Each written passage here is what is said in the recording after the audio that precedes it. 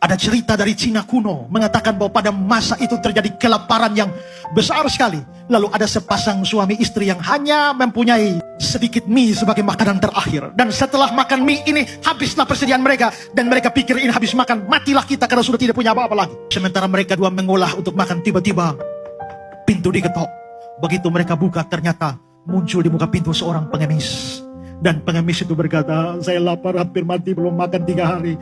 Bisakah beri saya makan? Suami istri ini berdiskusi. Berikan tidak? Yang satu bilang, kalau berikan kita makan apa?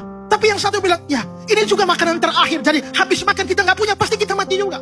Tapi kalau kita kasih orang ini, minimal sebelum mati kita berbuat baik. Mereka dua sepakat, ya sudah, kasihlah sebelum mati berbuat baik. Maka dikasihlah mie-nya itu kepada pengemis itu. Setelah itu pengemisnya makan. Dikasih di mangkuk dan sumpit, dia makan dengan lahapnya. Dan begitu selesai dia makan, pss, ternyata dewa berdiri di muka mereka. Rupanya itu bukan pengemis sungguhan. Itu dewa yang menyamar. Lalu dewa bilang, hai anak manusia, betapa mulia hatimu. Sudah hampir mati, kalian masih berikan mie kalian kepadaku. Orang-orang baik seperti kalian patut diberi penghargaan. Ini mangkok mie ini, sini. Dewa keluarkan sumpit ajaib. Ting!